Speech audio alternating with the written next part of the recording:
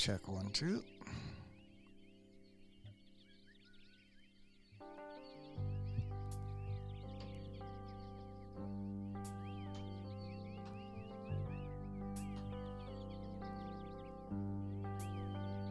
Hi guys, welcome back. I'm just trying to get my audio correct here.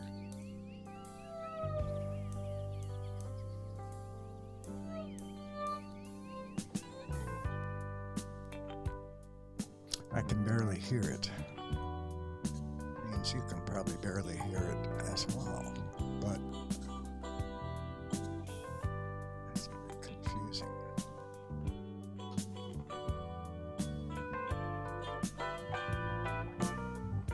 Okay, we have to try something else. Stand by.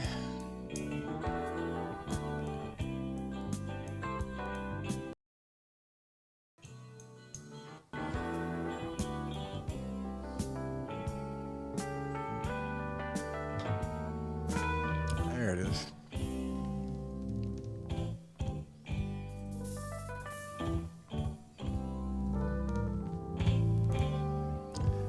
Okay, so yeah. Welcome back, folks. Hopefully I can get my audio working correctly now. I think it is. So today's subject, hang on just a sec.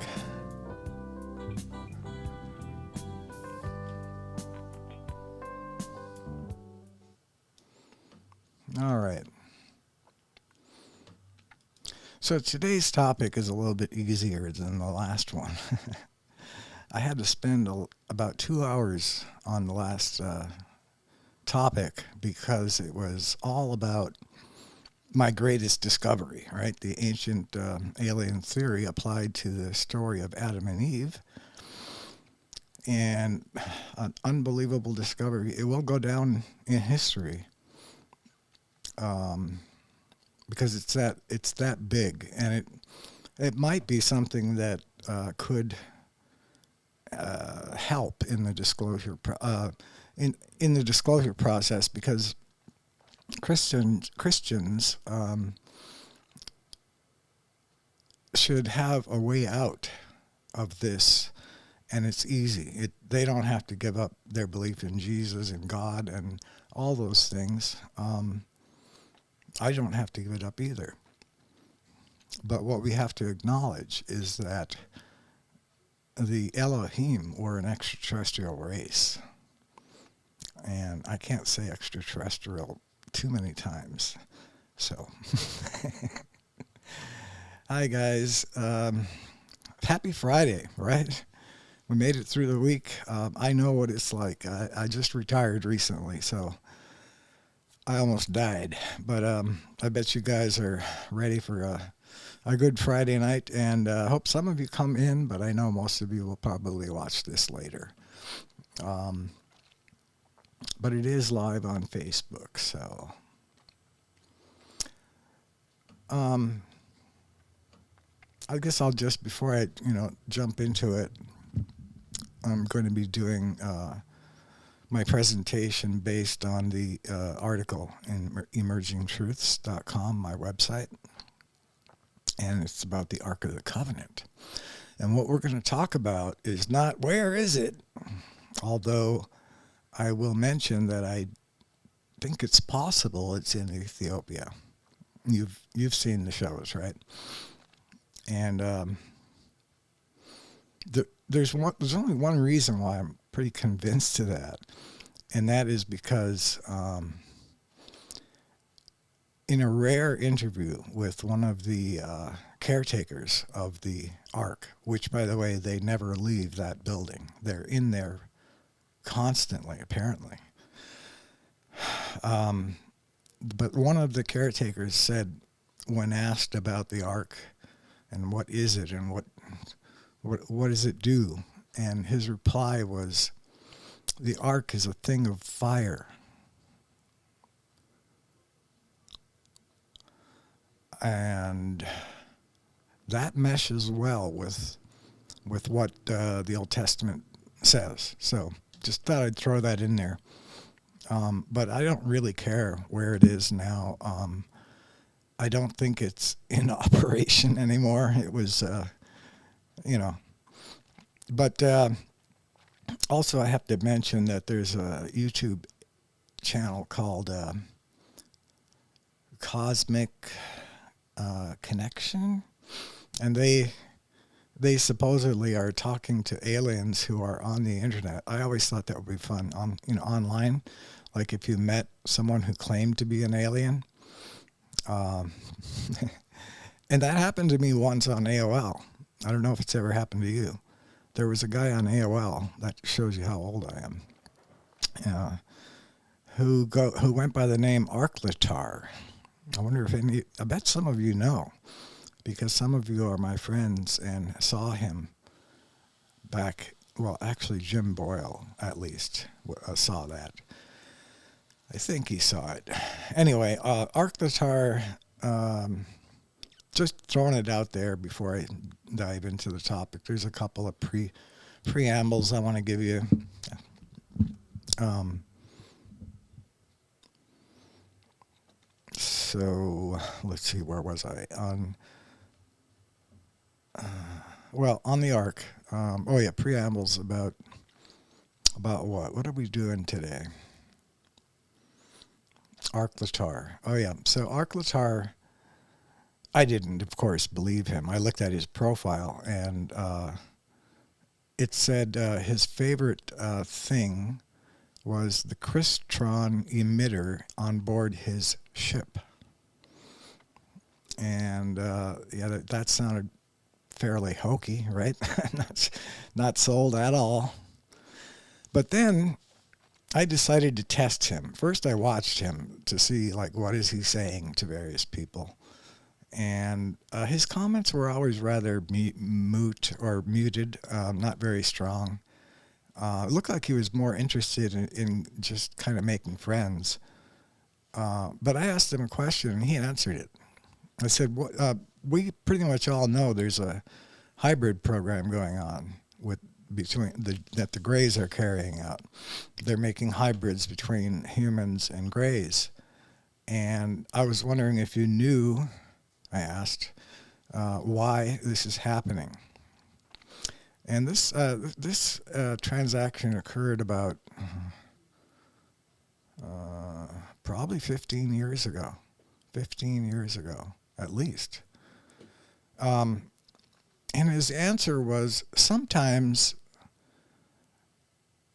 a race makes a mistake in their evolutionary path, and they have to sort of work backwards and fix it.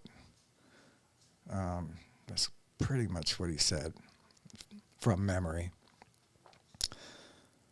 But that does appear to be what they're doing right now, although I'm not sure. But I've heard from many people that, like a channeler, the Daryl guy who channels Bashar, and I'm not really into channelers, by the way, but this one sounded good, and he definitely confirmed that they're trying to solve a problem that is so serious it's an existential threat, and he says that Bashar, the channeler, the person being channeled, Bashar is himself Grey, and so he gave Daryl gave a sort of a 10-minute summary of what's going on.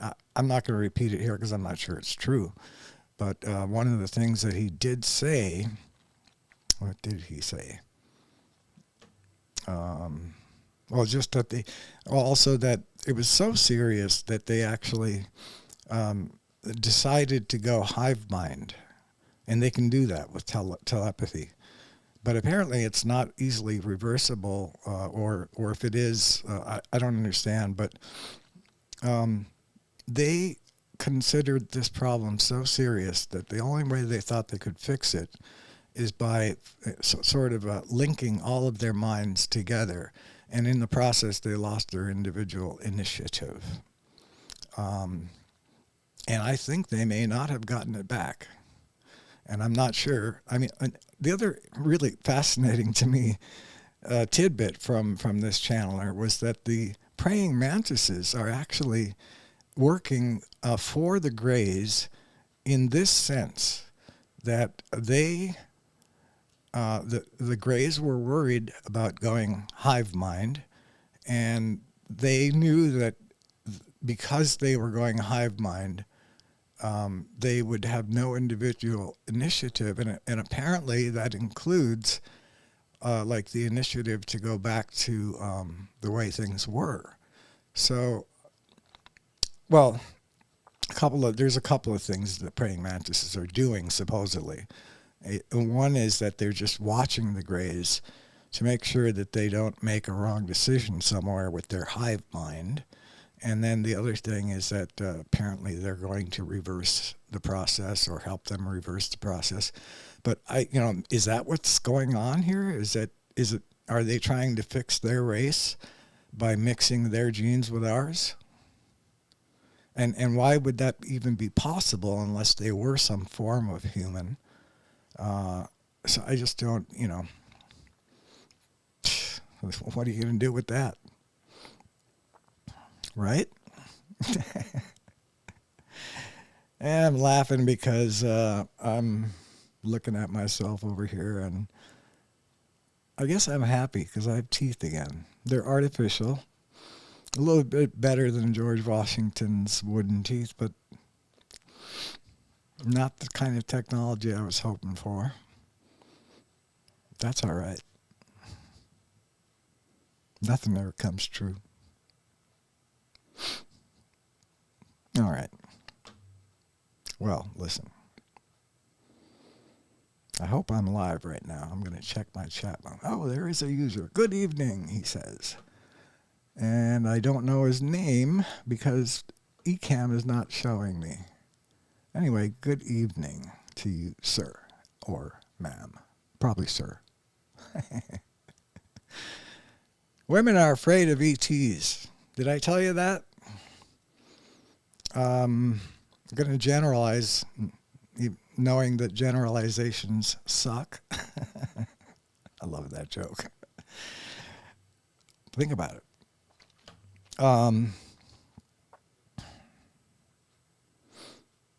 Sure, it's good to be here with you. I hope y'all are doing well. I know the world's going crazy. I know you're not getting paid enough.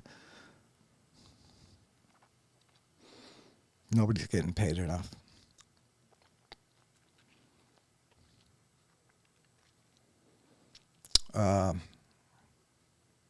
By the way, but Bernie Sanders announced yesterday that if Biden does not run for re-election, Bernie's going to run. So I would like to see that. I don't think that really at this point there's anything that's going to stop this trend that we're on. We're headed towards the apocalypse. And I like to think of it as the great revealing, which is what it technically means. The truth is going to come out at the very end. The truth about who God is,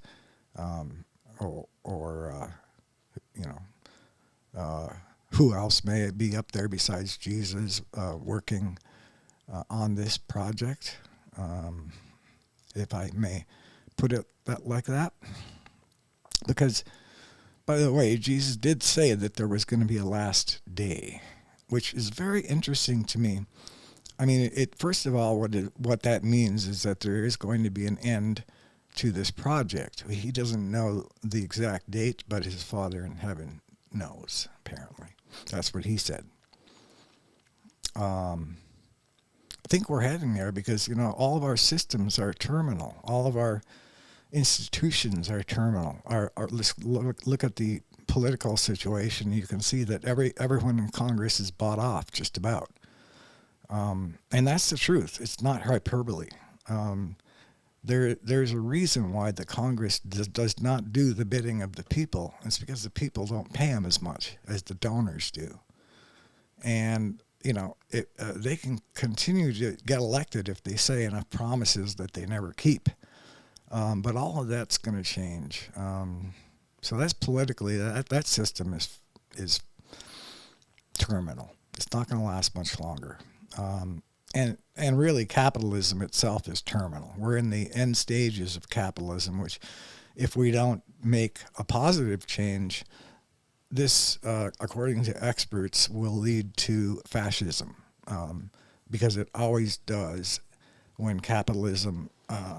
I didn't realize this, but it's been tried, in other places, and they found that it always led to a police state at the end stage. And that's where we're at. The end stage is where everybody, it's like Monopoly. Right now, most of the money is in the hands of the 1%, almost all of it. And believe it or not, it's not enough. They want more. I mean, that's a sickness that humans have, some of us anyway. Lessons that haven't been learned and won't be probably until they pass over and do a life review, which is apparently automatic for everyone. So, fascinating topic, but I won't go any further into that.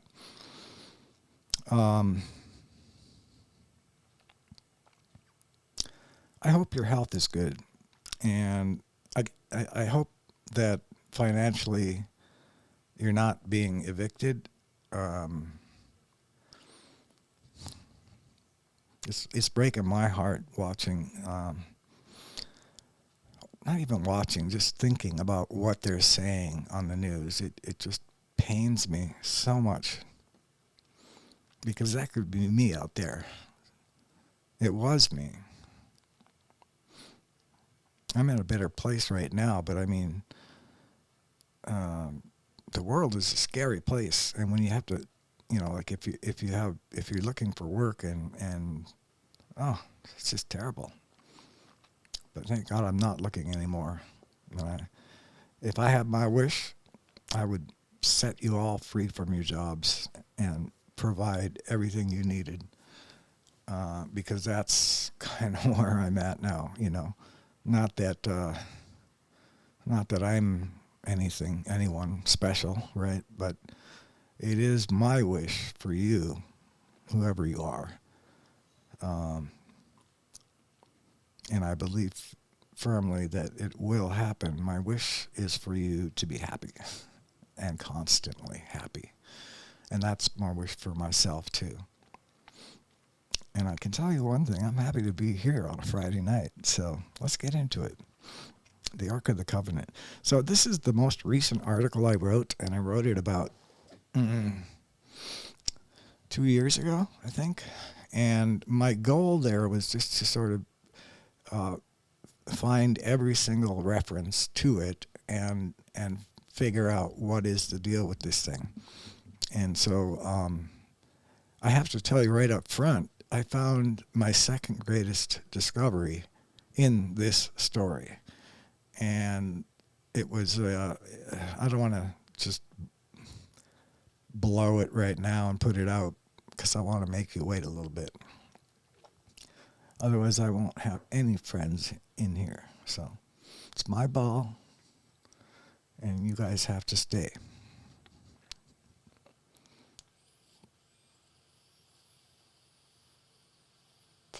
First puff of the day. Oh, yeah. I think that'll be enough for now. All right. Shall we screen share?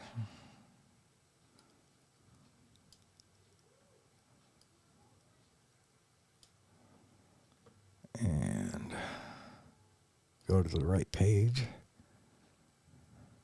No, that's not the right page. All right. Pardon me.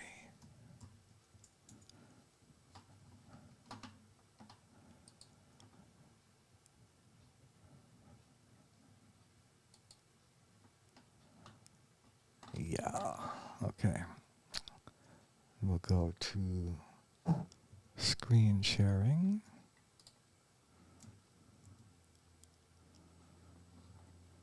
Oh, come on.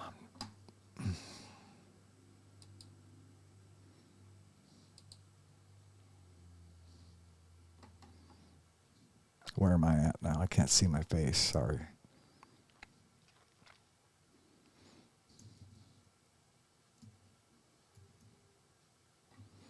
Oh, that is so crazy. I just uploaded and now I can't. I'll get it in there somehow. Let's see.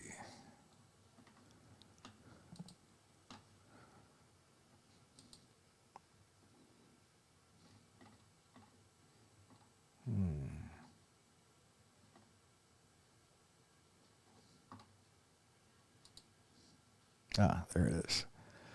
Okay, and then let's just make this a little smaller.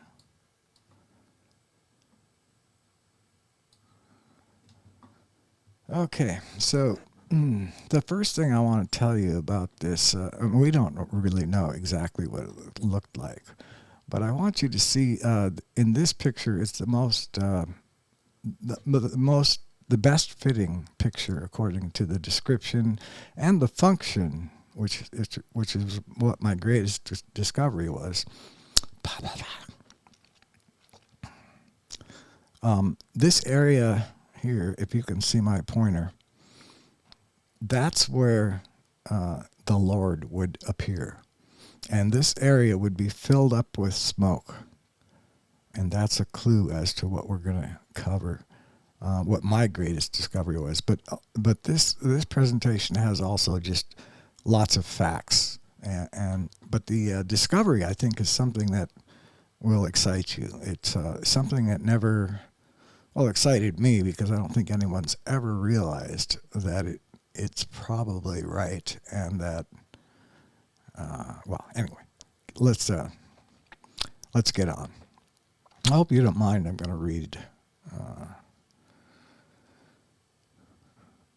because I don't want to get off track too much, like I always do. Okay, so perhaps the most famous of all religious artifacts is the Ark of the Covenant.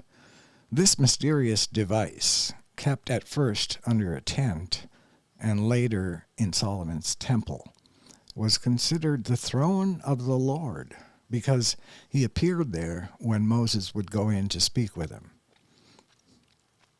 Today, most of the fascination with the Ark seems to revolve around finding it because it was lost at some point, and then never mentioned again in the Bible. So the Bible doesn't say it was lost. The Bible just talks about it up to a certain point, and then it just never comes up again. However, this article is not about finding it. It's about learning more about it because it's one of the most obvious uses of technology found in the Bible. Technology which could affect face-to-face meetings with the Lord, as well as darker things like killing people. We'll get into that later in this article. But basics, what is the Ark of the Covenant? The Ark of the Covenant is a gold-plated acacia wood chest measuring about 5 feet long, 3 feet wide, and 3 feet deep, with lifting staves on the sides, which were never to be removed, by the way, and that's an important clue, which we'll touch on later, and a solid gold lid referred to as the mercy seat, with 2 cherubim on top, positioned facing each other with their wings outstretched towards each other, forming a sort of roof over the ark. It was under this roof, between the 2 cherubim, that the Lord was said to appear and speak with Moses. The Bible calls this spot the mercy seat because it was seen as the throne of the Lord. It is unclear whether the mercy seat was the lid of the ark or merely sat on top of it, possibly with the ark having a cover beneath it. So here's a verse that sort of sums up what I just wrote there. Exodus 25:22. And there God is speaking in the green and all the way through here with some highlights. And there I will meet with thee, and I will commune with thee from above the mercy seat, from between the 2 cherubim which are upon the ark of the testimony, of all things which I will give thee in commandment unto the children of Israel. So what he's saying is, I will appear to you and we'll have this discussion. We'll have this, I'll be able to tell you what I want you to do and that kind of stuff. So Moses is boss. And in Leviticus,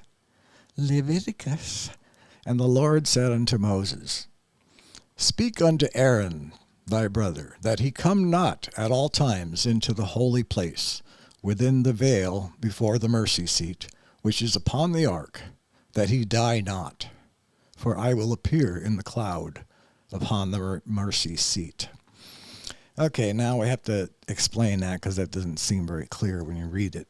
But all he is saying is that Aaron should not come in, even though he's a priest. He should not come in because if he sees me, and he's lying here, if he sees me, he will die. All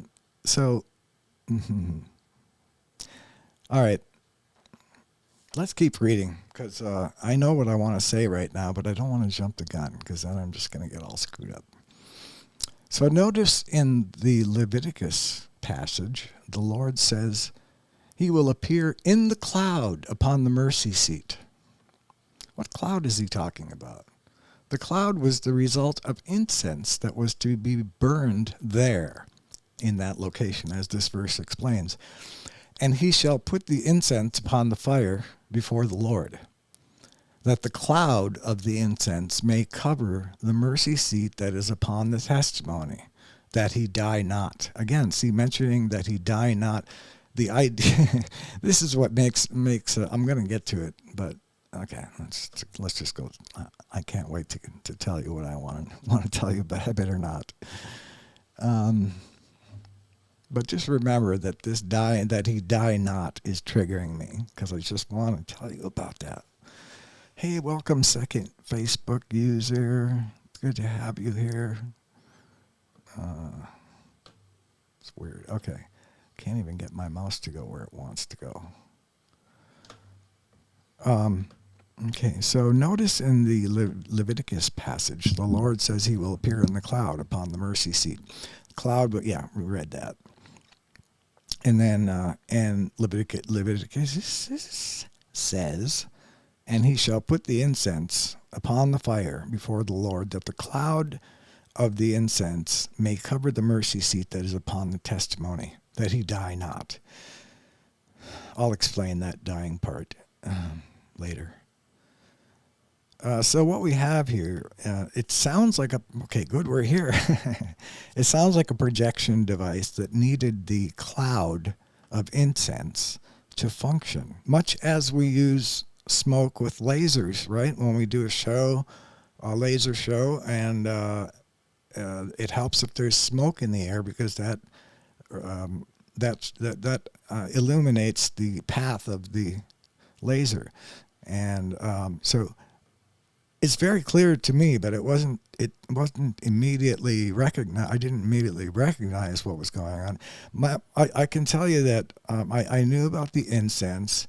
I didn't really pay attention to where it was supposed to be, but I was thinking that all these things that I had read had kind of made me feel as if the Lord didn't like our smell. Because he made things like, for the priests, he made something called a holy anointing oil. I think it was more magical than just smell, and he told them exactly how to make it, which is pretty interesting. He also said, don't let anyone else wear this except for the priests. Anyone found wearing this or anything that smells like this is to be banished for life from the group, which is basically a death sentence. But I just, with all this talk about incense, and I just thought that I wonder if the Lord doesn't like the way we smell, and it turned out that was not right, not clear. But my thinking there was that, well, what if the Lord is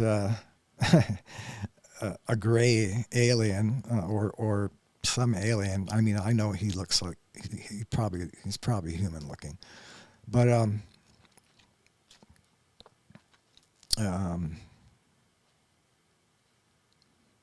anyway.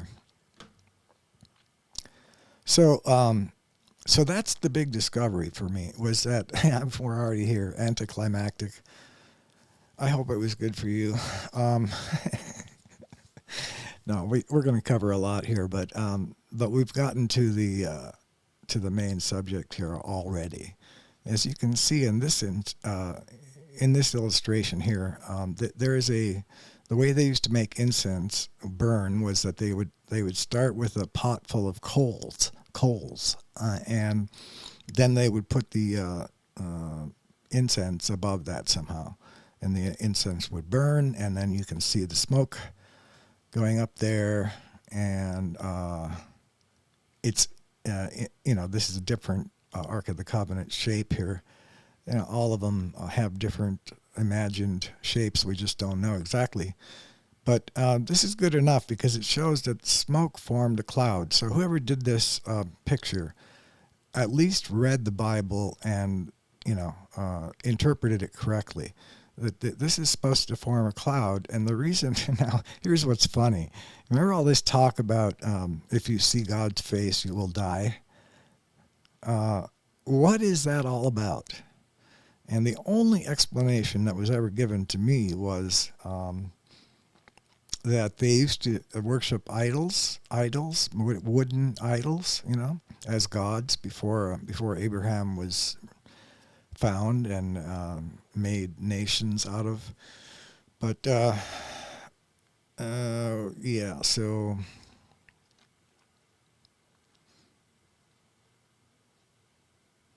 So I was just losing my place again. So Abraham, it's what did I say has been around all this time? Never mind. Oh yeah, we're talking about that he die not.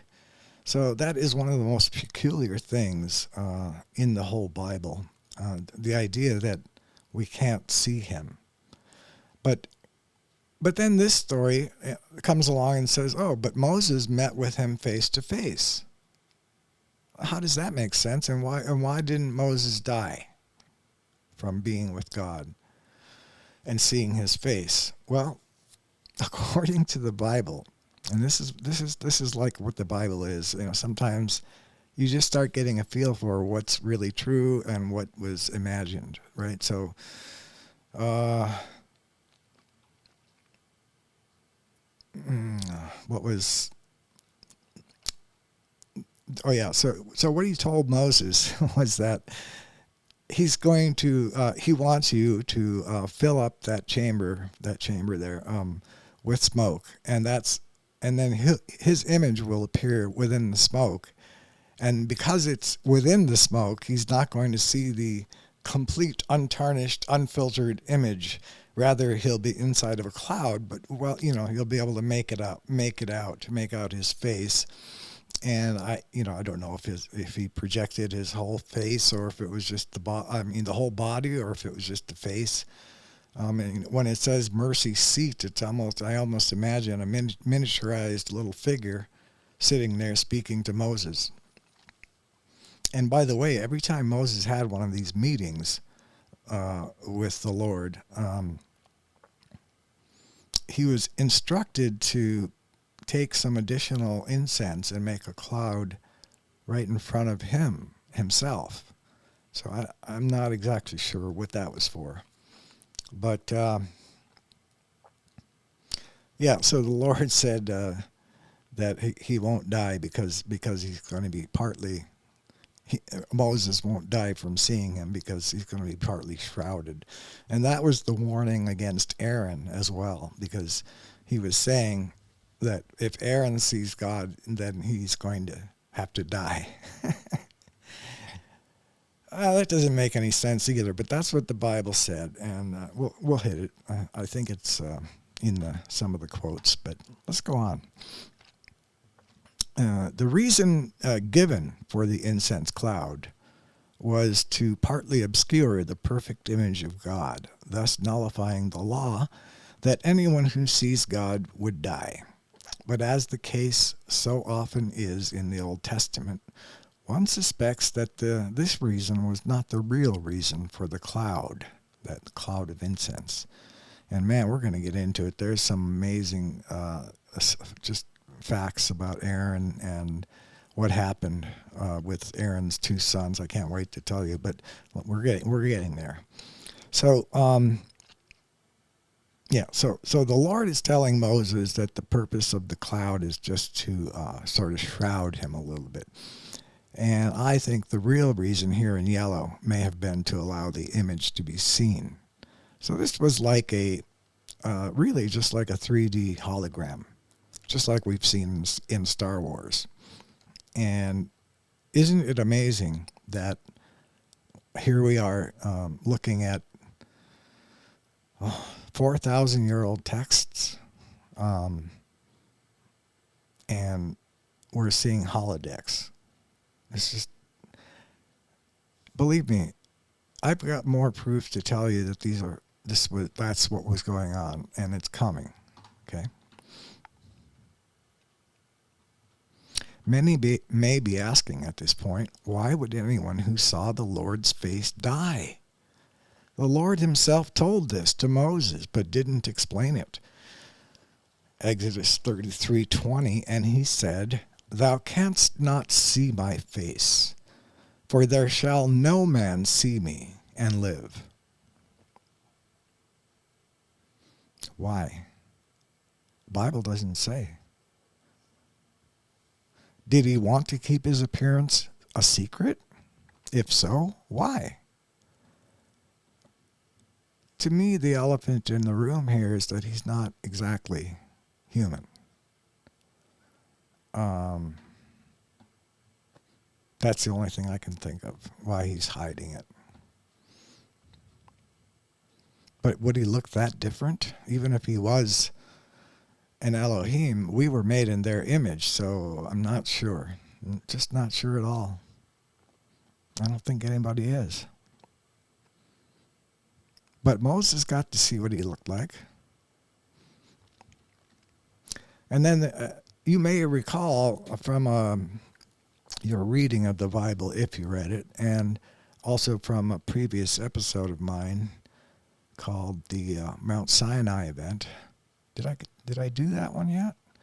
And what are we talking about? I'm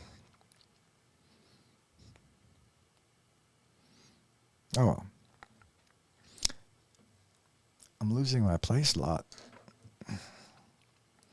I'm sure this will help.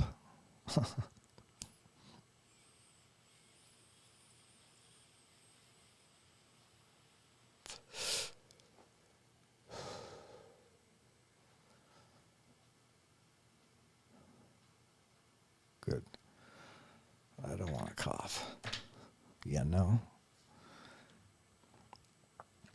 Okay. Did he want to keep his appearance a secret?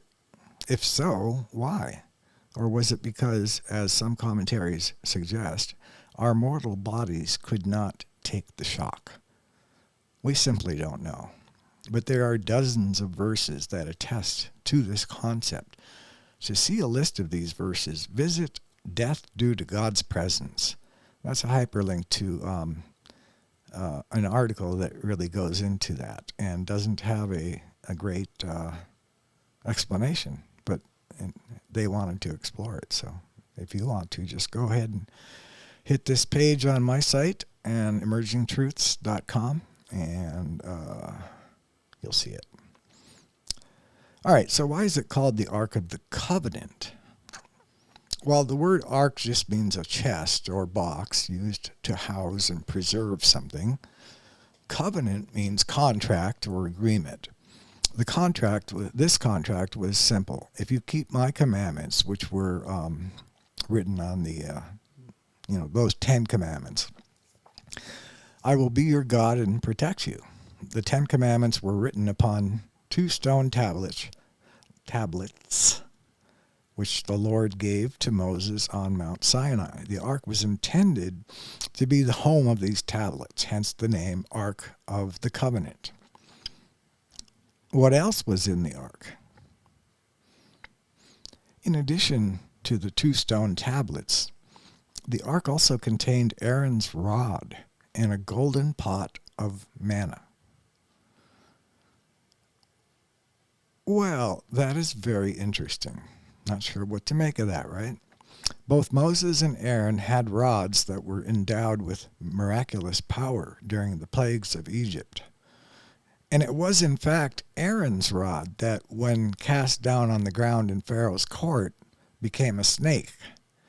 That was an interesting passage in the Bible where, when Moses was trying to convince Pharaoh to let his people go, I don't remember if Aaron was with Moses, but apparently it was Aaron's rod that they threw down on the ground to prove that they had magical ability, or that their God had magical ability, and it became a snake, and then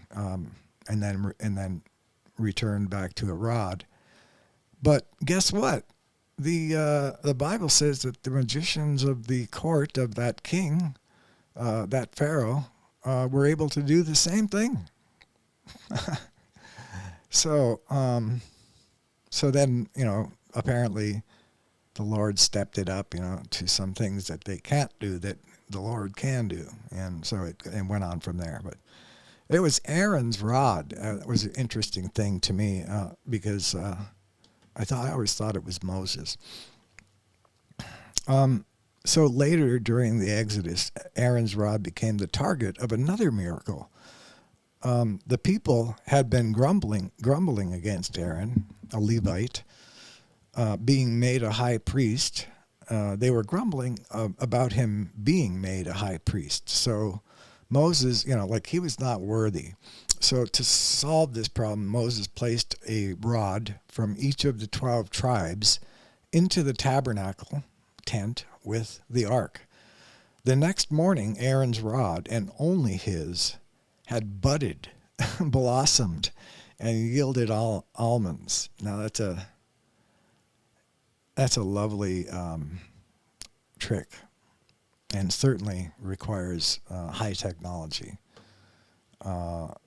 something way beyond what we have. Moses hoped that this would stop the grumbling against Aaron, and ordered the rod to be kept in the ark. And I think it did. I think it settled it. It was a sign that Aaron was to become a high priest, and he had God's approval, the Lord's approval. I don't want to say God, because it wasn't God. Not that we know who God is, right? And it came to pass that on the morrow, Moses went into the tabernacle of witness, and behold, the rod of Aaron for the house of Levi was budded, and brought forth buds, and bloomed blossoms, and yielded almonds. It even yielded almonds. So I said, what kind of technology, if it is technology, could produce this effect? Could this same technology heal the sick, give sight to the blind, and hearing to the deaf? Well, I'm sure it could. Sure it could. Because look what it did to the rod. I mean, the rod was a dead piece of wood. It was brought back to life by their technology, to the point where it even yielded fruit overnight. Good stuff. Okay, the holy anointing oil, which, by the way, I go into more detail in another episode, but let's read what we have here. Curiously, instruction was also given to anoint the tent, the ark, and all the vessels in the tent, incense, utensils, etc., with the mysterious holy anointing oil, which oil was to be used strictly by the priests alone. Interestingly, the primary component was myrrh. One of the gifts brought by the Magi to baby Jesus. And frankincense is myrrh resin. So it seems that the Magi were providing the ingredients of a holy anointing oil to Jesus. I make that case better in the episode called the Mount Sinai event. I think. It might have been the Passover. I forget. It might have been the Passover. Okay.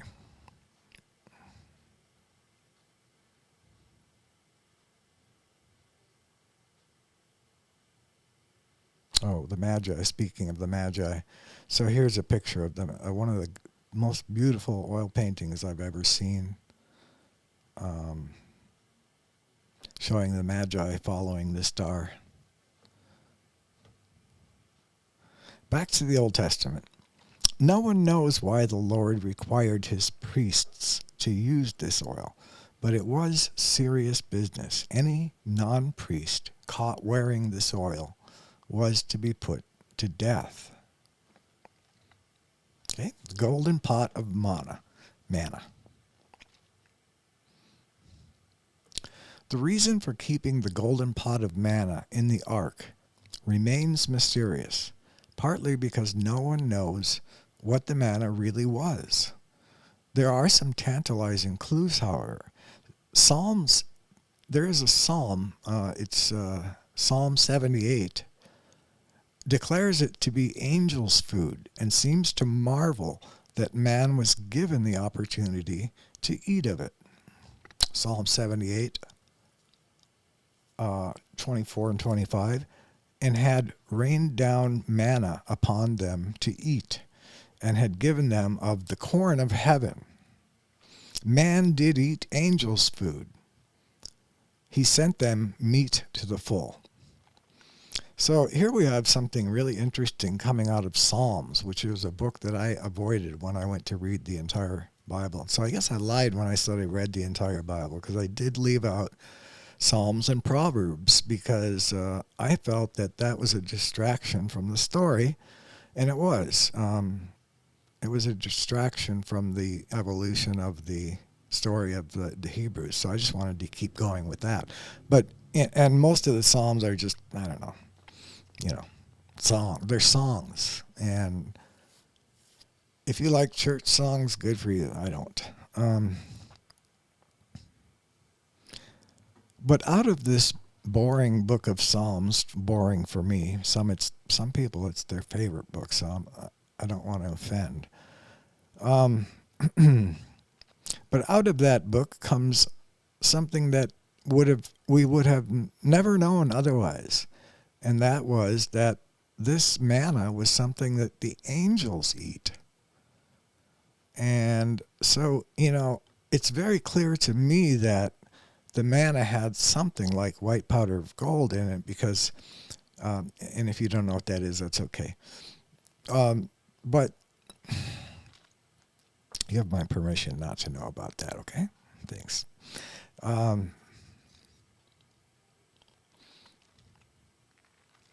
So yeah, angels' food. That's what the Bible called it. So there was a pot of this in the ark, and it was meant to be kept there forever. Oh, but why would that be? And the only thing people could think of was, it's just a reminder of, remember how the manna used to come every day, every overnight, every day? So, yeah.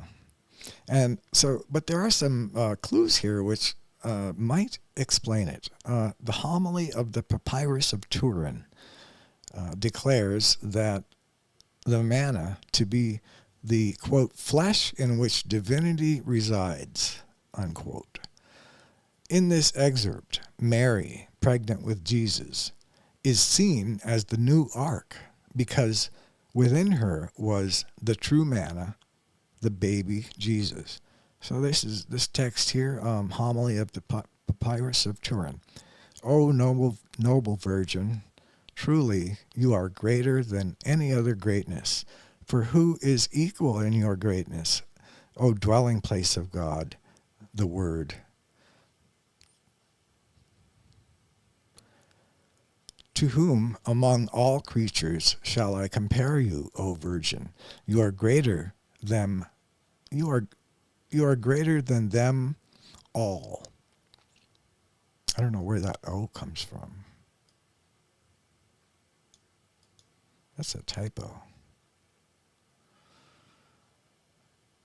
Oh, no, it's not. He's saying, oh, Ark of the Covenant, because I copied this directly from the KJV, so it's not a typo.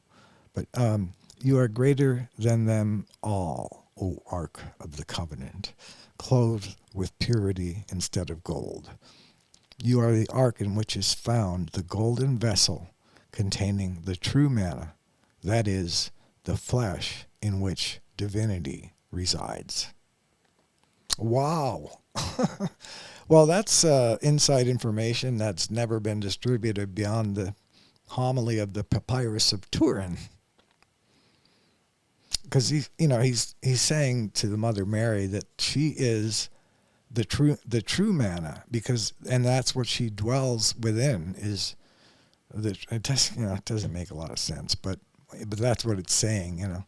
That the manna is the vessel in which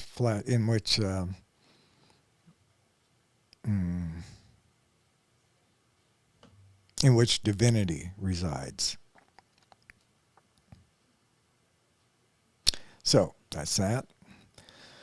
And in the Mount Sinai event, continuing on here, we presented evidence that the true manna may have been a form of a recently rediscovered miraculous substance known as the white powder of gold, a room temperature superconductor, something that mainstream science today believes is impossible. And I'll just add, if you've seen, I think there's been a few news stories about superconductors and how they have to cool it down to near absolute zero in order to get that quality, superconduction.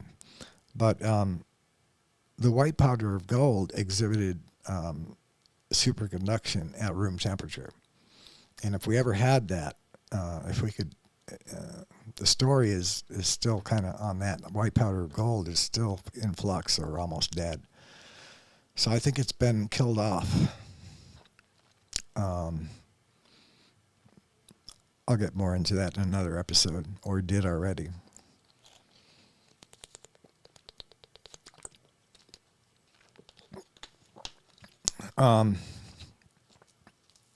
So I'm imagining that when the Lord rained down manna, and then they ate it for a while, but they started grumbling and complaining that they wanted meat. And so Moses goes to the tent and asks for a meeting and tells the Lord that the people want meat. And I think it pissed Yahweh off, because I think that he was hoping that he could make them more angelic, by eating the manna. It would help them become more of what he wanted in a human, or a family of humans. But so that is still my belief today, is that it pissed him off, because he said, oh, they want meat, do they? Well, I'll give them meat till it's coming out of their nostrils. He actually said that. And he had, and then he arranged for many flocks of quail to fly over and then just drop dead right there. And then they had so much quail left over, dead quail left over all the places, stinking up, and he made them live with that for a while before moving on. So that was pretty vindictive, I thought. And he could have done something about those carcasses, but he didn't. He wanted them to stew in it. That's what I think. How about you?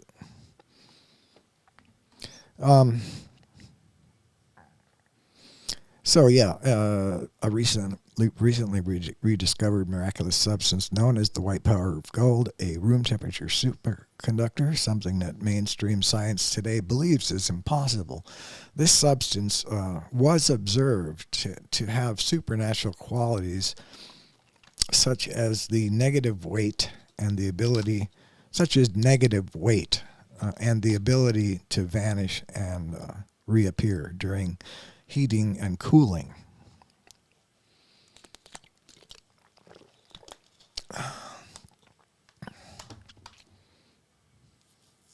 Now, who observed it to have these supernatural qualities? Well, that was David Hudson. So if you want to know more about this, look for David Hudson and look for the most recent video. He is dead now. But his most, I think the last video that he put out was about 3 hours. So he describes everything that happened in detail. And I think it's fascinating. And I'm wondering if there is a connection, because I'm just imagining that in the old days they used to call this the philosopher's stone. It was also called the white powder of gold, and apparently alchemists knew how to make it. And apparently Moses was an alchemist because he was trained in all the wisdom of the Egyptians, and they had some real wisdom because they knew how to make white powder of gold, for one thing. Because you got Moses in his wrath when he saw the golden calf, something remarkable happened. He used fire to somehow convert the gold to a powder. The white powder of gold is not metallic due to the high spin state of the atoms. He then mixed that powder with water and made the Israelites drink it. This is very much like what Yahweh did. He sent manna down from heaven to have them eat it. And they did for a while, but then they got sick of it and they wanted meat. And I think that pissed Yahweh off, like I said. But here's Moses, angry about the golden calf. So he converts this thing into powder and makes them drink it. How do you convert gold into powder? Exodus 32:20, and he took the calf which they had made and burnt it in the fire and ground it to powder and strawed it upon the water and made the children of Israel drink of it. Now, the reason for all of this is never explained, but it would seem he believed it would have a positive effect on them psychologically, This idea, and maybe even, more than that, probably health-wise as well. This idea fits nicely with the idea that the manna was the flesh in which divinity manifests. So in a way, it was like body of Christ, Would you like some? And the Eucharist is based on this idea. Jesus declares himself to be the true manna from heaven, which if a man eats, he will not die. The Eucharist is based on this idea. So why was a golden pot of manna kept in the ark? No one knows. But it's clear that the manna was not just bread, because bread would decay and rot quickly.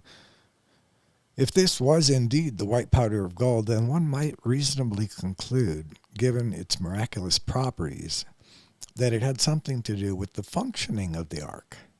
And that's about as far as I can take it. I mean, you've got something which has been called the flesh in which divinity resides, being stored in a pot inside the Ark of the Covenant forever. I'm going to say fuel source. That's what I'm thinking it is. It's a fuel source. When was the ark built and by whom? We're continuing on here. During the first of Moses' 2 stays on Mount Sinai with the Lord commissioned him to build the ark, giving him detailed instructions. When he returned down the mountain, Moses commissioned a skilled craftsman, Bezalel, to build it. The name Bezalel is composed of two parts: Basil, which means in the shadow of or under his protection. God, it sounds like Handmaid's Tale. And El, which means of God. So Bezalel, and he was a master craftsman, and he built the ark according to the instructions that Moses conveyed to him. Where did they get the gold for the ark, right? Because that's not something that you carry around with you on an Exodus. You don't carry heavy gold. What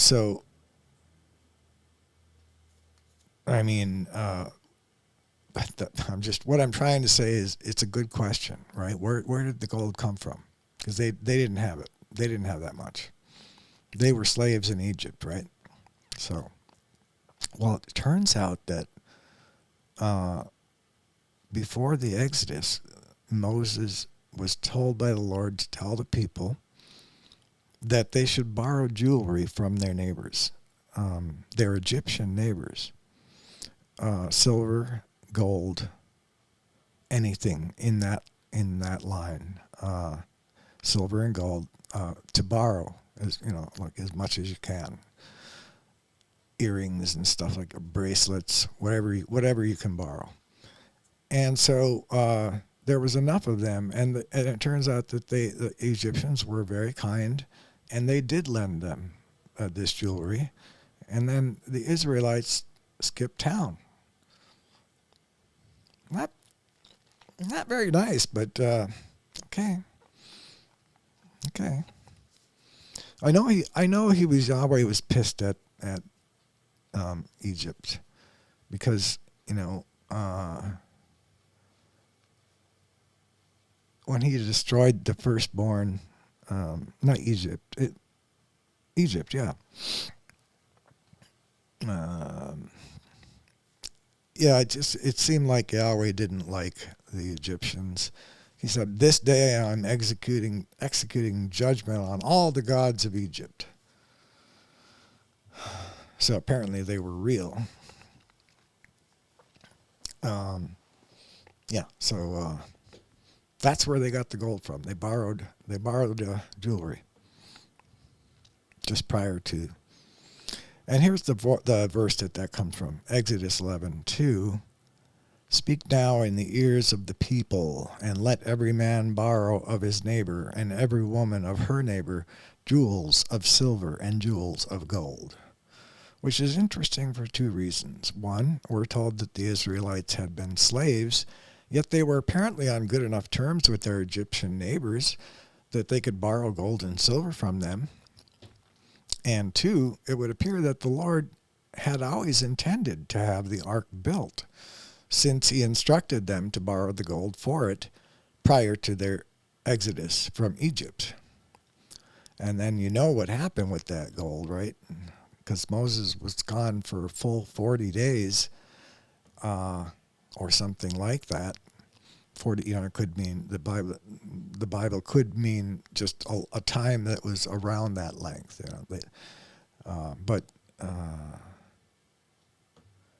But yeah. So he has this plan to make the ark, right? He hasn't said anything about it. He just told them to take gold with you. But then what he was wanting to do was use that gold to make the ark. And instead, the people used it while Moses was up talking to God, the Lord. They used that gold to build the calf. So there's definitely some tension there. All kinds of stuff that we don't know, right? Like, because they said, "Up, make us gods that will go before us." For this Moses, who got us free from Egypt, we don't know what happened to him. So I don't know if I should mention this now, but 40 days is a long time to be up discussing anything. I mean, I've had meetings where a lot gets done in 2 hours and you're exhausted. But that's all you needed. Nobody meets for 40 days unless uh, they have recreational things up there, right? In the ship that was on Mount Sinai. But so what I'm excited about too is that I think I figured that one out, and there's in fact I'm 100% sure I got it right. I'll tell you why. When Moses was supposed to go up the mountain the first time, because he went up 2 different times, right? He broke the tablets after the first time and then went up again. But both times that he was up there, it was 40 days and 40 nights. And I started wondering, why so long? And why so long both times? It's like you can imagine, okay, see you, God. It's been great. I've been here for a whole month and just loved everything. Thank you so much for your hospitality. And then he comes down and sees what his people have done, breaks the tablets out of anger, and ends up going back up the mountain. And again, he's gone for 40 days. Now, the conversation there would have to be, "Oh, hi, I'm back. Do you want to do something for the next month and a half again? Talk about stuff or what?" No, none of that sounds right. So I think what happened, and here's, in fact, this is probably going to convince you, because it turns out that the first trip up the mountain, there's a detail in there that says that Moses was commanded to go into the nether parts of the mountain near where Yahweh's ship was, and the whole area was covered in that Shekinah, which is the mist, the glowing mist, holy mist that was often seen, created by the Lord, Yahweh. And this whole area of the mountain had that mist in it. And guess what? Moses was told to tarry there, wait there, for a full week before he could go inside and be with the Lord. Now, that is just, you've got to thank the Israelites for that detail, because they don't know why that was, but they included it. Moses didn't know why he was asked to wait 7 days, but we know, because with 21st century eyes and just reading a few accounts of extraterrestrials, there are some extraterrestrials who live in a frequency zone, you could put it that way, that we need to acclimate to before we can actually interact in that environment. We need to slowly acclimate to it. And that 7-day period was an acclimation period.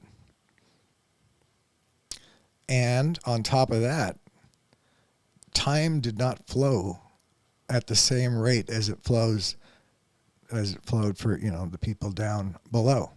He was in some sort of temporal field that where time was moving faster than real life. So it may have only been like a short meeting, like a couple hours with God, with the Lord. But when he came back down, it was 40 days and 40 nights. Possible.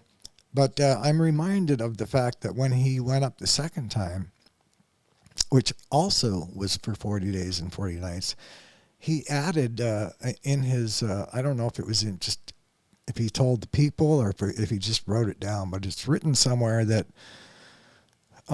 during that 40 days, his words, 40 days and 40 nights, he neither was interested in food or drink, didn't have a need for it at all. And when he came down, he was literally glowing. His face was glowing, and that scared the people.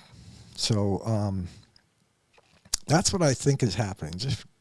Just but the Bible is just popping right now. It's just popping, the Old Testament. All these secrets that were just kind of like glossed over before are now starting to come to light as being technology. And that kind of brings the Bible into, takes it out of that ugly realm that it's in right now, of religion, and makes itself a friend that is providing, information that with 21st century eyes, we can pretty much see what's going on if we look hard enough. So I have gained a few of those nuggets of, and this is one of them. There was a time displacement, definitely.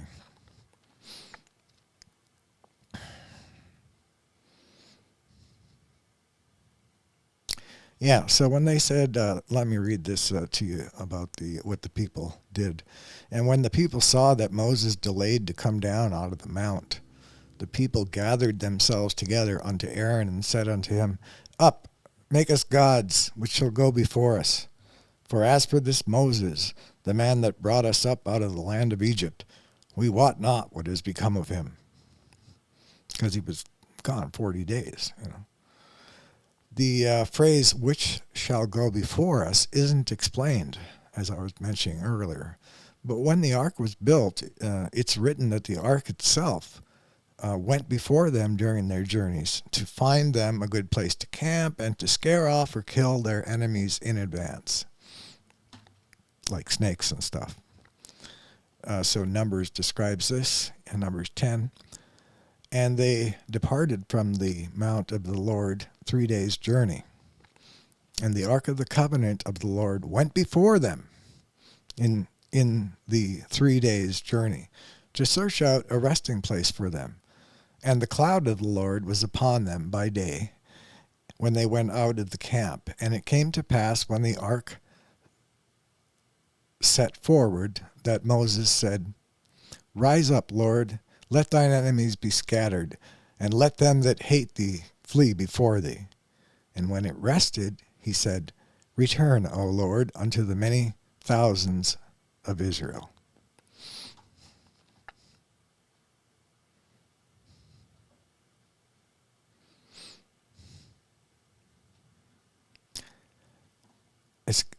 It's weird. So Moses is uttering these things at the ark and calling it the Lord. I mean, so yeah, I don't mean that sarcastically. I mean that's what he's doing. Okay, back to our story. Moses comes down from the mount and sees merriment, hears singing, and sees the golden calf. He destroys it and then presumably uses the gold from the calf to build the Ark of the Covenant. The pillar of cloud. Each time Moses went into the tent to speak with the Lord, the famous pillar of cloud by day and pillar of fire by night appeared at the door to the tent. One wonders if this column of light had a facilitating role in enabling the ark to project the image of the Lord. Leviticus 10, 1 and 2. And it came to pass when Moses went out of the tabernacle that all the people rose up, stood every man at his tent door, and looked after Moses until he was gone into the tabernacle. And all the people saw the cloudy pillar stand at the tabernacle door. And all the people rose up and worshipped, every man in his tent door. And I'm not sure what that means, like bowing and... And the Lord spake unto Moses face to face, as a man speaketh unto his friend. And we've already described what the mechanism of that was. And we know something now that most Christians, well, none of them know. So, right? That's kind of cool, right?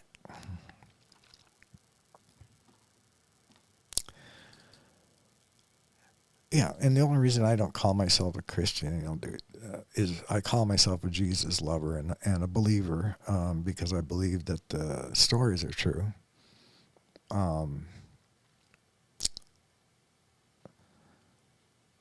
but yeah, I can't use the term Christian because that's taken by a different group of people.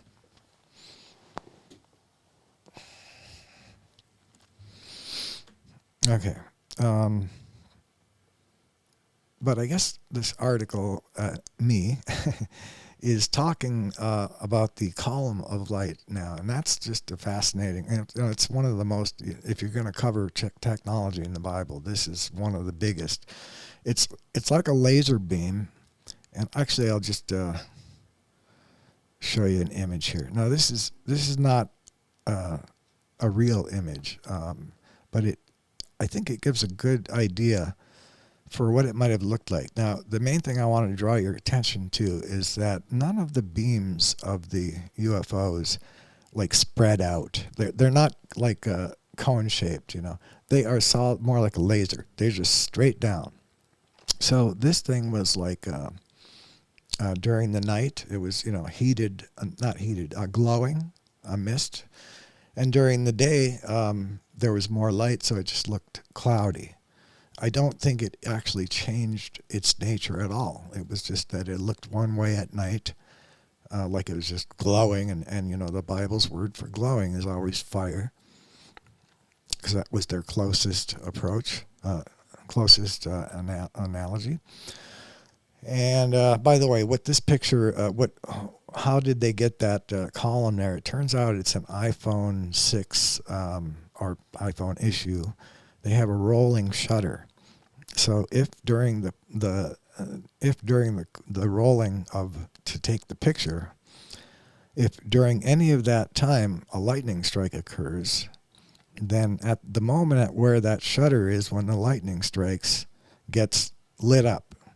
But the rest of the photo now the lightning is gone and the shutter, rolling shutter reaches the end. And so that's how that happened. When people first started seeing these pictures, they all thought it's got to be UFO, man. But it turns out it was just a phone artifact. But it made a great example for what we're talking about. All right. This is, this is a comprehensive presentation. So this is one of my favorite parts here coming up. Really bizarre, scary. Well, not scary, but bizarre and deadly.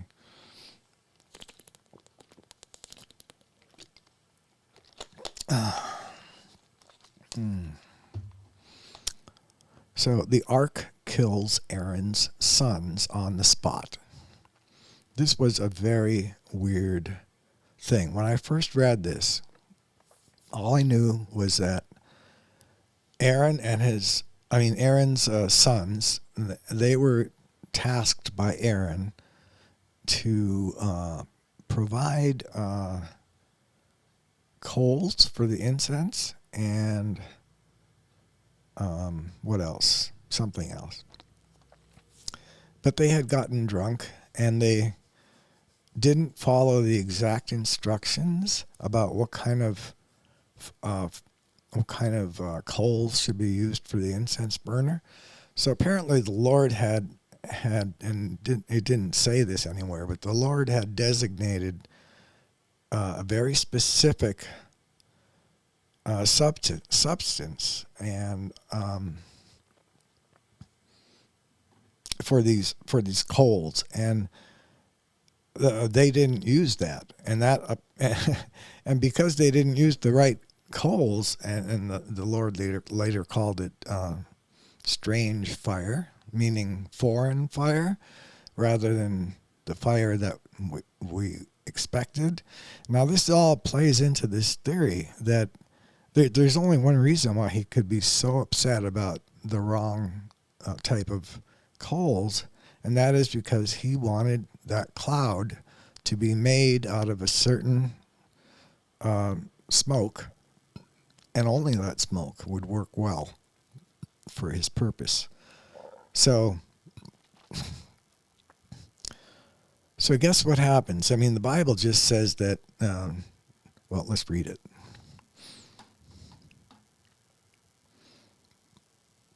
One of the first signs, let me take a puff here first, sorry guys.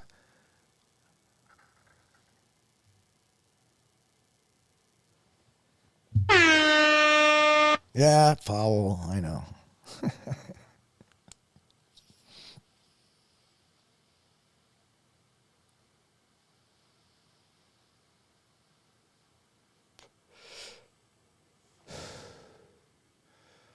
Holy smokes. That was a good pun.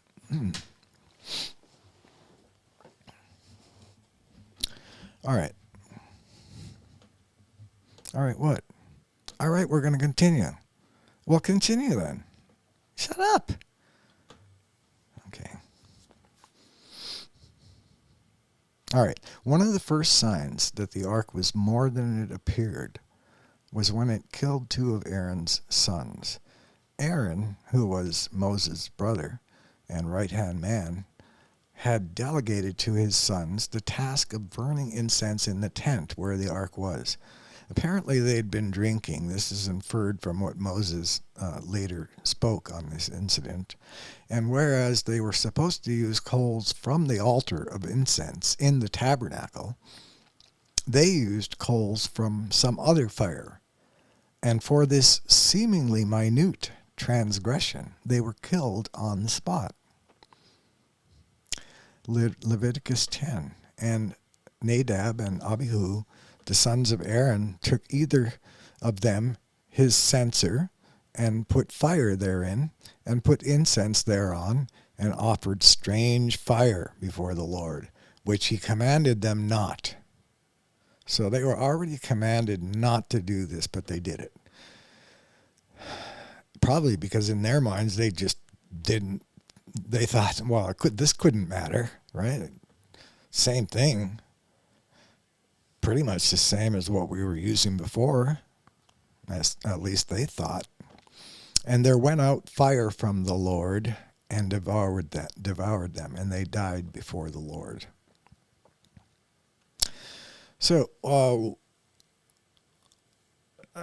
so you might imagine from this verse that they're talking about like a laser beam column of light devoured them and they died right there. But that's not exactly what happened.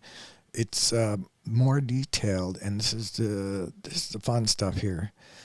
We get more and remarkable detail about exactly how they were killed from the Midrash, rabbinical commentary on the Torah.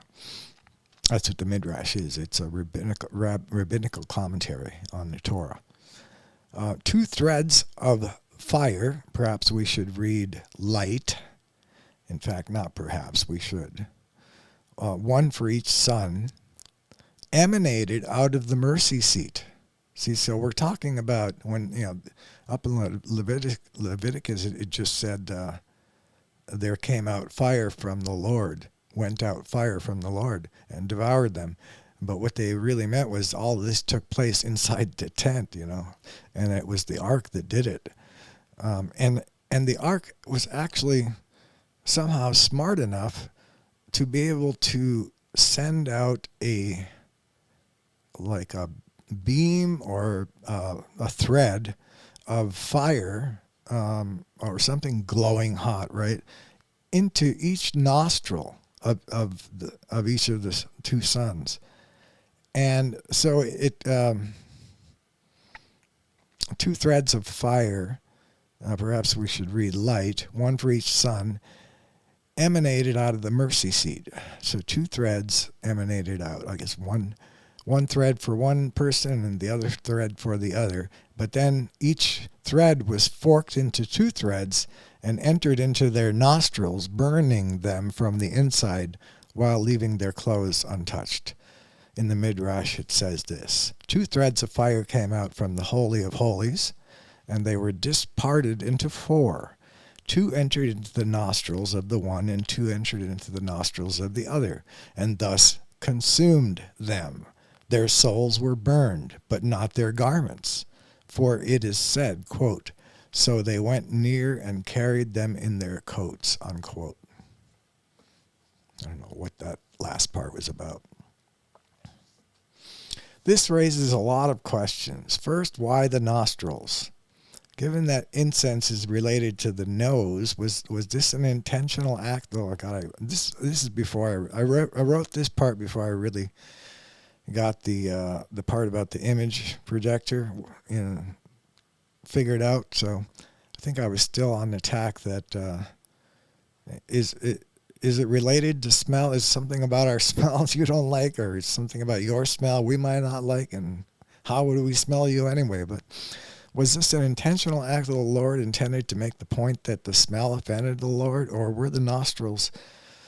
I guess that would be the smell of the coals, right? The strange coals that they brought in, or were the nostrils simply the easiest way for those threads to get into the body? I kind of feel like the latter may be the fact, may be the truth. But it looks, I'm just imagining it, it's just like a science fiction movie, you know? Moreover, this punishment doesn't seem to fit the crime. How could such a seemingly small error exact a punishment of death? Could this have been unintentional? If so, then we're left to speculate that their error triggered a machine malfunction. It's hard to say. But there is another similar incident with the ark killing someone for the most trivial of reasons, mentioned later, which we're going to get to very soon here. Carrying on with our article, the ark destroys snakes, scorpions, and thorns. This same mechanism, the laser-like beams of light that burned Aaron's son to death, was also witnessed during their journeying. The ark went before them, using these beams to destroy snakes, scorpions, thorns, as well as their enemies.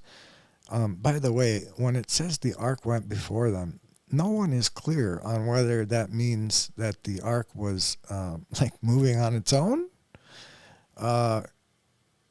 or if what they're saying is that they carried the ark and it was the first in line, right? And all the other people were behind it.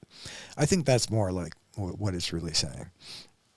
So in the Midrash, here's what it says: 2 fiery jets issued from between the cherubim above the ark, burning up snakes, scorpions, and thorns in its path and destroying Israel's enemies. So again, we have 2 fiery jets. And remember with the nostrils, it was like there was 2 jets that came out of the ark, and then they split into they forked at the end, so that they could fit into both nostrils and burned them from the inside. Yeah, was that a malfunction, or was that on purpose? I mean, I would say it was a malfunction, but it might even have some AI driving it, and so it may have had some sort of a mind, so to speak, and it could be. I just can't imagine the Lord himself saying, "Oh, okay, I'm going to smite, Aaron's 2 sons because they put the wrong kind of coals in there, and my image won't be exactly how I like it." Maybe? I don't know.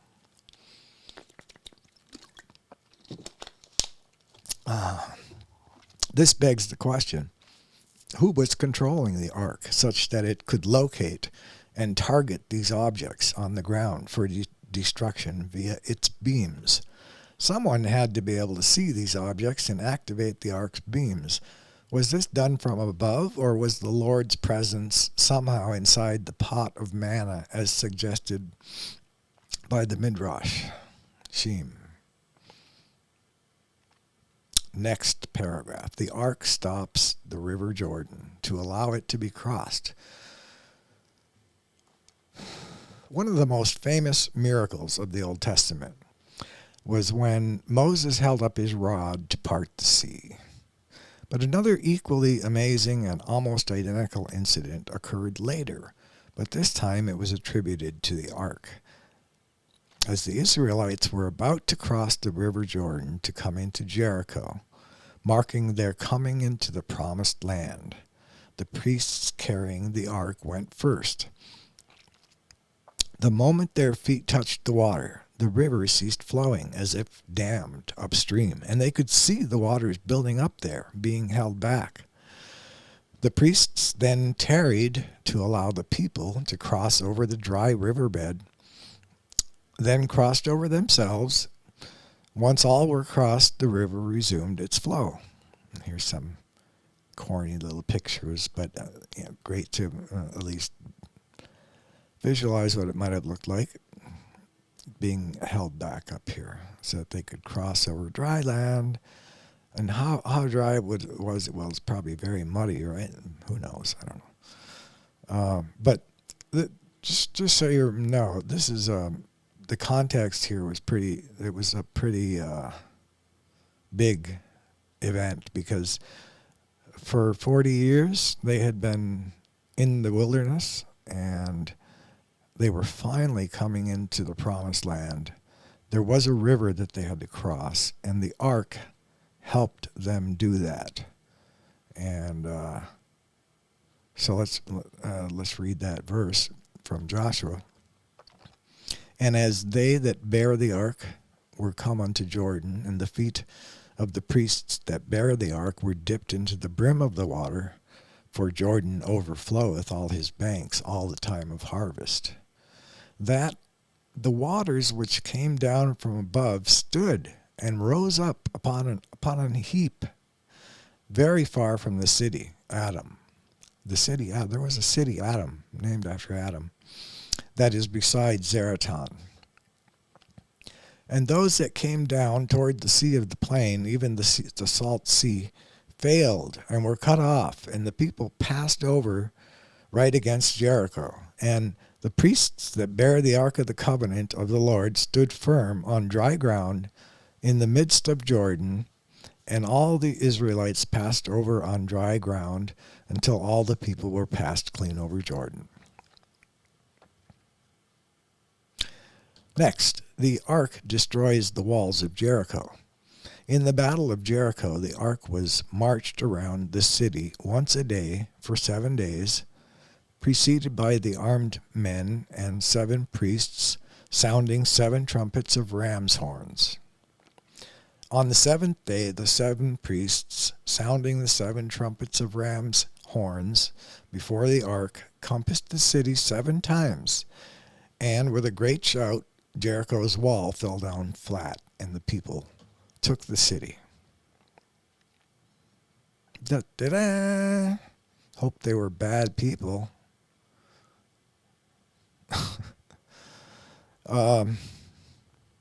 So there's the ark doing its thing again. And so the people shouted when the priests blew with the trumpets. And it came to pass when the people heard the sound of the trumpet, and the people shouted with a great shout, that the wall fell down flat, so that the people went up into the city, every man straight before him, and they took the city.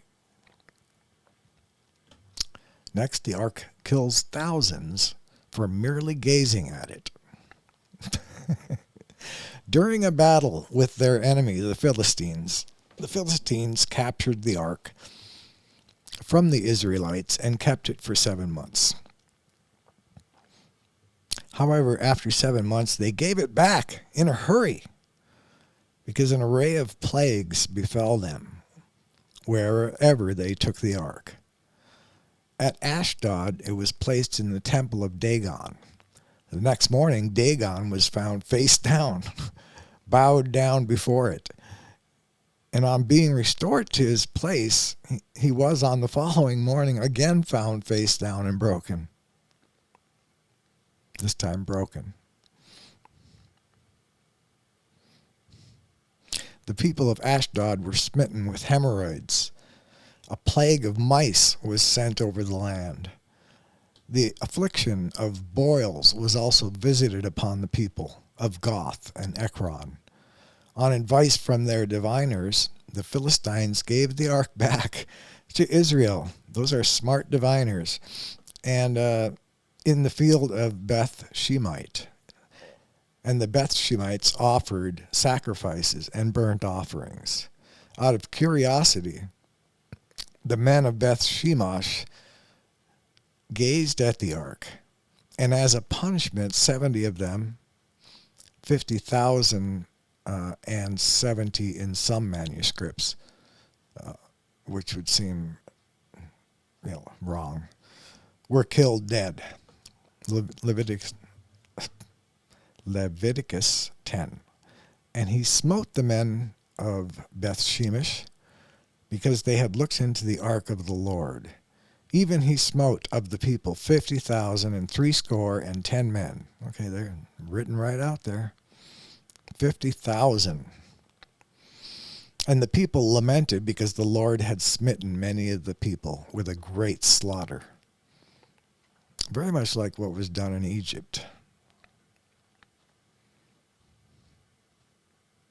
Are we imagining how these things were done?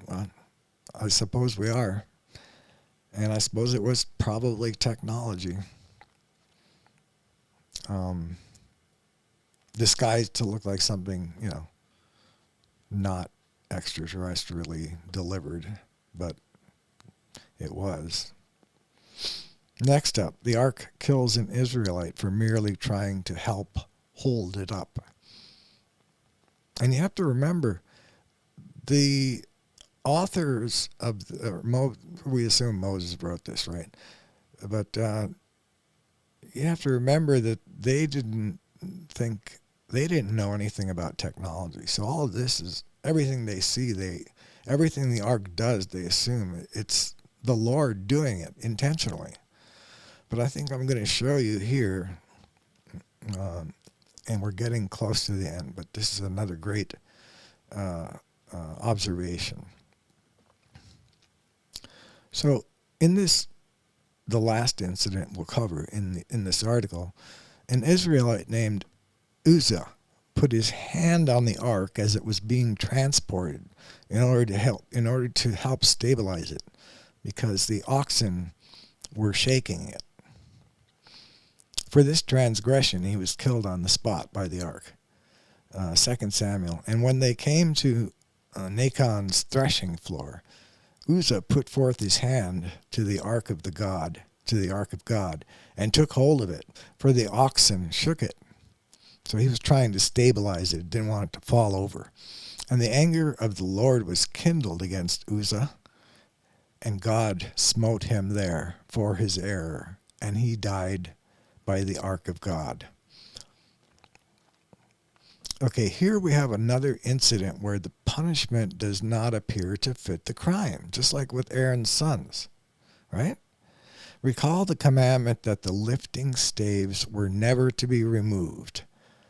The Midrash interprets this commandment to mean that the ark must be carried by men using the lifting staves, never carted by oxen. Why would this be important? Well, we see in this case that they were using oxen to cart the ark, and so they weren't using the staves. They had put it into a cart, and they had oxen carrying the cart. And when they got to a certain spot that was really rough, and the road was rough, Uzzah was trying to steady the ark because it was being shook by the oxen, and because he did this, he went to try to stabilize it. So what I'm saying here is, could it be that the excessive shaking of the ark might produce a dangerous malfunction? If so, then it's at least possible that what happened to Uzzah was an accident, electrocution, caused by the shaking of the ark. What do you think? I think that's it. Where is it now? No one knows. It was either hidden prior to an enemy attack or was captured by the enemy. Perhaps, but this may have been according to design, because the prophet Jeremiah revealed that the Lord had planned an end to the use of the ark, saying that while it was originally considered the throne of the Lord, Jerusalem itself will now become the new throne of the Lord, and the ark will be forgotten. Here's the actual quote from Jeremiah. And it shall come to pass, when you be multiplied and increased in the land in those days, saith the Lord. They shall say no more, the ark of the covenant of the Lord, neither shall it come to mind, neither shall they remember it, neither shall they visit it, neither shall that be done any more. At that time they shall call Jerusalem the throne of the Lord, and all the nations shall be gathered unto it, to the name of the Lord, to Jerusalem. Neither shall they walk any more after the imagination of their evil heart. That was an interesting last sentence there, wasn't it? Just almost like are we suddenly talking about evil hearts? Huh. Conclusion. Through 21st century eyes, when we read the story of the ark, we can easily imagine, right, that this was a piece of technology. It seems to have been, among other things, a projection device by which Moses was able to have face-to-face conversations with the Lord. The use of smoke, incense, seems to have provided the medium in which the image of the Lord appeared. And the wings of the cherubim forming a roof over the mercy seat seemed to be part of the design of this viewport. And while this device was built by men, one can't help but wonder if the angel of the Lord added some finishing touches to it. I'm pretty sure, to account for the miraculous things it did. Recently, scientists have speculated that the ark was a giant capacitor, a common electrical component having two electrically conductive plates separated by a gap, where one plate carries a positive charge and the other a negative charge, and you can charge a capacitor kind of like a battery. It'll hold the charge until it's discharged. And yes, I mean, something like that was definitely going on, because he had those two wingtips that weren't quite touching. And it was from those wingtips that some of these beams of destructive beams came out. The ark could have functioned as a capacitor, they say, because each piece of wood was gold-plated on the inside and the outside. And gold is the best electrical conductor on the planet, better than copper. And the wood in between is what provided the gap required to make a capacitor. So they point out that the tips of each cherubim's wings did not quite touch each other. And from this gap, it is written, came the two laser-like beams that destroyed the snakes, thorns, etc. from before their path as they traveled.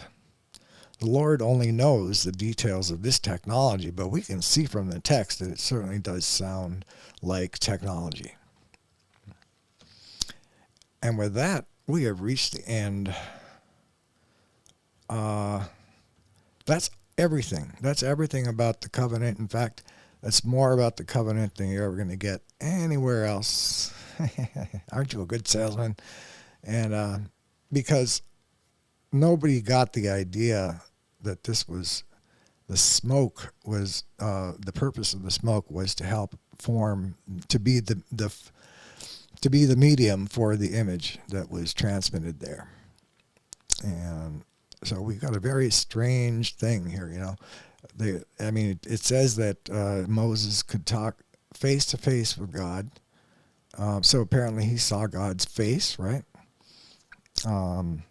But because it was partly enshrouded in the cloud, he didn't die.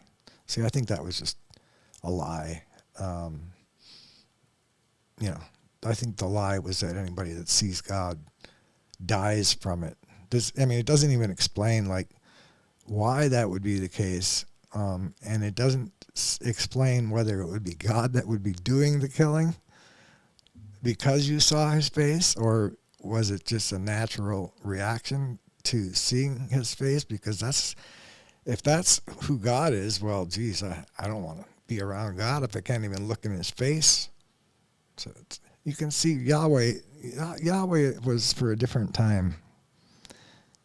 And it doesn't make no sense. It makes no sense to bring him into this day and age except as a historical reference. Jesus is much better. Everyone knows that. And by the way, Jesus almost never talked about Yahweh. Only thing he mentioned was insulting. He liked Moses. He loved Moses somehow. But yeah, I would like to know who made up those laws about, like, the Sabbath, for example. In the Old Testament, if you worked on Sunday and work was defined as picking up one stick for a fire, that's enough to get you, because you're rebellious. You're rebelling. You know better because you were commanded not to do this on Sunday. No work. But you do it. If you do it, then you get stoned to death. And then Jesus comes along. I mean, that was the law, right? Where did that law come from? Did it come from Yahweh or did it come from Moses? I think it came from Moses. But why wouldn't Yahweh say something?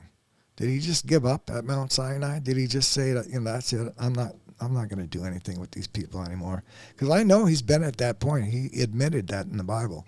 He told Moses when he came back up the mountain the second time, he said, your people, I just want to kill them all and start over with you. That's what I'm going to do. And then Moses had to talk him out of it. So we had a crummy God back in those days. Much better one now, but he's never around, at least that we can tell. Oh, but it's an inner thing, Larry. Don't you feel him in there? Yeah. Either that or I'm schizophrenic.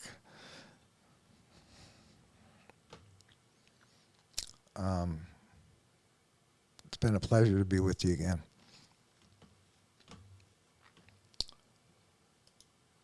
And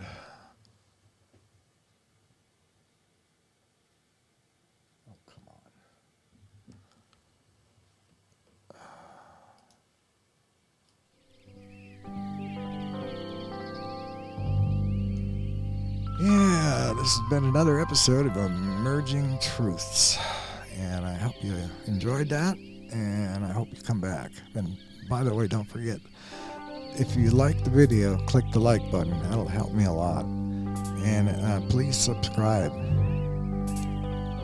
All right, guys. See you next time.